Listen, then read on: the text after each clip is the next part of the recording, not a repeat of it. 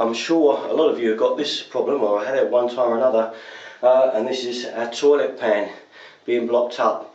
Now I know a lot of times you'd see if you've got a blockage because the water would come up and maybe even go over the top. But a lot of times it just comes up a short way and then drops back, and you might think that there's nothing wrong, but there is actually a block. If that happens like this, and I'll show you. See that coming up there? Now you can see that is blocked. Don't think it's not blocked because it's going to drop away in a minute, which it will do. It does mean it's blocked, and you will have to sort something out before it gets too bad. Now the easiest route to start and see if you can clear this type of thing is to plunge the pan. Now I've got a set of drain rods here. See if you can borrow a set of these if you can from a friend who might have some, or at the very worst you can actually try a mop down there with the loose floppy ends to see if it will plunge it. So now if you look at the water in the pan, you'll see that it's dropped right below, which means it's sucking air and it's pulling it down. It is more than likely blocked way down in the drain, I think. But always the easiest method to begin with is to plunge it first. So I always put the plunger rod on my drain rod. I seem to permanently leave this one on, and then we'll give it a plunge and see if this works first. This is the first thing you must try. It's the easiest. Then if this doesn't work, then we'll go down to the drain. So I'm going to flush it now, and we'll give it a plunge like that. Keep it going. Get a good plunge. See if we can get it. Keep it going till the water drops. And you know you've pushed as much down as you can. Okay, let it go. Now we've got to wait a minute for the cistern to fill up, and we'll give another flush and see if we've had any luck. If it doesn't go now, don't bother trying anymore. It means that the drain is blocked outside. So we're just going to give that a minute to fill up now.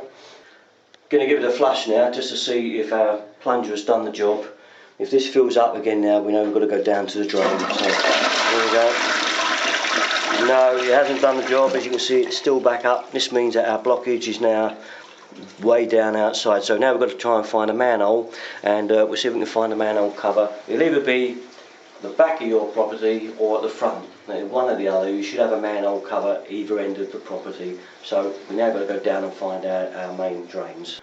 Well, good people, I'm in the garage, and there's our soil stack coming from upstairs where our pan is blocked. It comes down here, and there is actually a cover down there of sorts, but it's under all this rubbish. But I'm not going to go for that one because I've now seen that there is another one outside. Yeah, this is the one here. I think this is the best one to get up. It's just outside the garage, and I think this could be where our problem is. So I'm going to lift this one up now and have a look. Well, we found our problem. Here it is. Look down this manhole. We're pretty full up. That means we're blocked from here into the road somewhere. There's a blockage. So we're going to use these drain rods. I'm going to show you how to put these together, and we'll have a go at clearing this one out. Now, I like to use the plunger. Not everybody does. Some people like to use the skewer. There is a skewer one that fits on there, but I like to put a bit of back pressure up. I sometimes find that does clear it. So I'm going to go for this first. Always when you fit these rods on, make sure they're very tight onto the rod, because you don't want them coming loose. So I always grip them up. Just open the grips up a bit more to make sure that they're tight, because you don't want these coming off in the drain. Otherwise you are well and truly in there.